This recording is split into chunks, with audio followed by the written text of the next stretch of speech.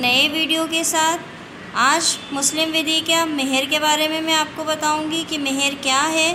पर उसके पहले अगर अभी तक आपने मेरी चैनल को सब्सक्राइब नहीं किया है तो आप उसको सब्सक्राइब कर लीजिए, बेल बटन पे अंगूठा लगा दीजिए ताकि जब भी मेरा कोई नई वीडियो अपलोड हो तो उसका नोटिफिकेशन आपको पहुंच जाए। और दोस्तों, अभी मैं आपको मुस्लिम विधि के टॉपिक जितने भी पढ़ा रही हूँ ये सारे आपको नेट के एग्ज़ाम में और अभी जो असिस्टेंट प्रोफेसर की एग्ज़ाम आने वाली है उसके लिए काफ़ी महत्वपूर्ण है। और मैं वही टॉपिक पढ़ा रही हूँ या वही टॉपिक समझा रही हूँ जो कि उस स्पेशल नेट और एपी के लिए हैं। आज मैं आपको बता रही हूँ मेहर जो है वो थोड़ा सा बड़ा सब्जेक्ट है। इसकी 2 वीडियो बनेंगी। आज मैं आपको उसका पहला पार्ट बता देती हूँ। तो मेहर जो है उसका क्या चीज़ होती है। तो इस्लाम में जब पैगंबर साहब आए थे उसके पहले विवाह जो है वो कई प्रकार से था। मतलब एक तरह से अगर हम देखा जाए तो ये कह सकते हैं कि लड़कियों को बेचा ख़रीदा जाता था और लड़की की जो माता पिता होते थे, भाई होते थे, वो लड़की का विवाह किसी के साथ निश्चित कर देते थे और एक निश्चित मेहर उनसे पैसा ले लेते थे मेहर के रूप में। और वो पैसा वो लोग रखते थे, लड़की को नहीं मिलता था। इस प्रकार से वो लड़की को अपनी बेच दिया करते थे।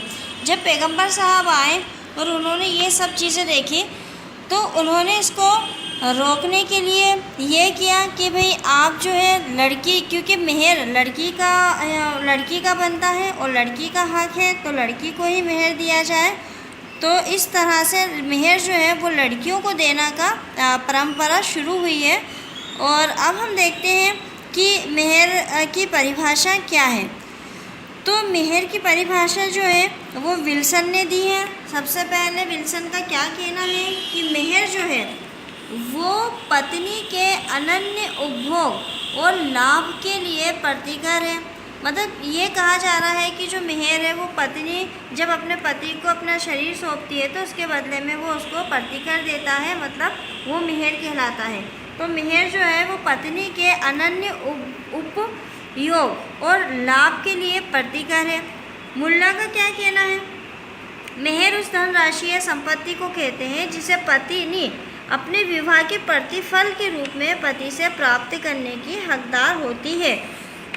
तो मेहर जो है वो पत्नी के सम्मान का प्रतीक है। मतलब पत्नी को पति सम्मान स्वरूप मेहर दे रहा है, मेहर के पैसे दे रहा है। अब मेहर कितने प्रकार की होती है उसका वर्गीकरण ये हम अगली बार पढ़ेंगे। अभी हम केवल मेहर को ही समझते रहे हैं। मेहर का क्या महत्व है, मतलब क्या सोच के मेहर का कॉन्सेप्ट रखा गया, क्या सोचा होगा जो मेहर रखा गया। तो मेहर को रखने का जो मेहर का महत्व था वो मेहर को रखने का महत्व ये था कि मेहर जो है वो मुस्लिम विवाह में सबसे महत्वपूर्ण स्थान उसको शादी में दिया गया। हमने शादी में पढ़ा है कि प्रस्ताव होगा, स्वीकृति होगी और मेहर के रूप में एक निश्चित धनराशि होगी। तो अब इसको इतना महत्व क्यों दिया गया है, तो उसका एक वजह है। मैंने आपको पहले भी बोला है कि मुस्लिम लॉ में, कुरान में कोई भी चीज़ ऐसी नहीं है जिसके पीछे कोई रीज़न ना हो, कोई वजह ना हो। इसके पीछे भी एक वजह है कि पति को जो है तलाक देने का अधिकार तो दे दिया कि वो पत्नी को जब चाहे तब तलाक दे सकता है। तो इस तलाक देने का जो अधिकार है इसके मनमाने प्रयोग के विरुद्ध पत्नी को सुरक्षा प्रदान करने के लिए ही मेहर का चलन हुआ है कि पत्नी के नाम को के एक निश्चित धनराशि दे दी जाए ताकि पति जो है वो तलाक देने से पहले उसको 10 बार सोचना पड़े कि अगर वो पत्नी को तलाक देगा तो तलाक के साथ उसको मेहर का भी भुगतान करना पड़ेगा। तो पति को जो अधिकार दिया गया है तलाक देने का वो उसका मनमाने ढंग से प्रयोग ना करे, उपयोग ना करे, और इसलिए पत्नी की सुरक्षा के लिए मेहर को रखा गया है। मेहर के उद्देश्य क्या हैं, मेहर को रखने के उद्देश्य क्या हैं, तो मेहर को रखने के वही 2 उद्देश्य हैं। पहला, पत्नी के प्रति सम्मान के प्रतीक के रूप में पति के ऊपर ये एक दायित्व होता है कि वह मेहर उसको अदा करे या एक निश्चित मेहर निकाह के समय तय करे। मतलब किसके लिए, पत्नी के प्रति सम्मान दिखा रहा है पति और उस सम्मान के तहत वो मेहर पत्नी के देगा। फिर दूसरा, तलाक के मनमाने उपयोग पर अवरोध, मतलब कि जिस तरीके से तलाक मनमाने तरीके से दे दी जाती है उसको रोकने के लिए उसको ये मेहर का सिस्टम रखा गया। अब हम बात करते हैं कि मेहर की विषय वस्तु क्या चीज़ हो सकती है। तो कोई भी निश्चित की गई वस्तु जिसका मूल्य हो, मतलब कोई भी ऐसी वस्तु जिसका कोई मूल्य हो, कीमत हो, जो माल की परिभाषा में आती हो और जिसका अस्तित्व भी हो, वो मेहर की विषय वस्तु हो सकती है। मतलब ऐसी वस्तुएं हो सकती हैं जिसका अस्तित्व हो, जैसे कि हम ले सकते हैं घर, नगद, या फिर गाड़ी, या कोई एफडी, है ना, कोई अचल संपत्ति, कोई चल संपत्ति, ये सब आ सकती है मेहर में। बस वो माल की श्रेणी में होना चाहिए और उसका कोई मूल्य होना चाहिए। जब आप बाज़ार में उसको लेके जाओ तो आपको उसका मूल्य भी मिले।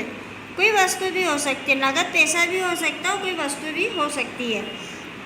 तो ये हमारे मेहर की विषय वस्तु है कि क्या, लेकिन अस्तित्व उसका होना चाहिए। मतलब कोई भावी, हमारे पास भविष्य में कोई चीज़ आने वाली है, उसको हम मेहर के रूप में नहीं ले सकते। मतलब भविष्य की कोई चीज़ जो है वो मेहर के रूप में नहीं होगी। भविष्य की चीज़ कैसे, कि किसी ने ये कहा कि हमारे खेत में जो अगले साल फसल आएगी वो हम आपको मेहर के रूप में देंगे, तो वो चीज़ नहीं होगी। ऐसी चीज़ें मेहर के रूप में नहीं हो सकती हैं जो कि मुसलमानों के लिए निषिद्ध है। अब निषिद्ध कैसे है, जिसको कि मना किया गया हो, जिसको इस्तेमाल को मना किया गया हो, माल के रूप में जिसको मना किया गया हो, जैसे शराब, ये या फिर नशे का कोई भी साधन जिसको कि मेहर के रूप में वो नहीं दे सकता, क्योंकि वो इस्लाम धर्म में निषिद्ध है, मनाही है। पति की जो है वो स्वीकृत सेवा भी हो सकती है। मतलब मेहर के माल, मूल्य और वस्तु से हटकर अगर पति ये कहे कि मैं पत्नी की सेवा करूँगा मेहर के रूप में, तो वो भी मान्य है। अवैध संपत्ति विषय वस्तु नहीं हो सकती है। मतलब अगर मेहर में आप ऐसी वस्तु दे रहे हो जो कि अवैध है, कि किसी और का घर है और उस पर कब्ज़ा कर रखा है और वो कब्ज़े वाला जो मकान है वो हमने मेहर में लिखवा दिया, तो वो कब्ज़ा जो है वो आपका अवैध है, इसलिए वो मेहर के रूप में नहीं हो सकता है।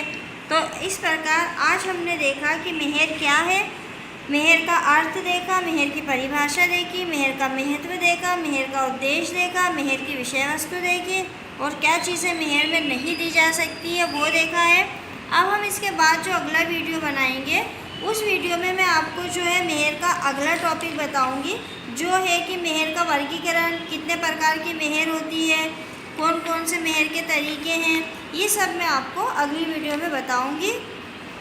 दोस्तों धन्यवाद, शुक्रिया।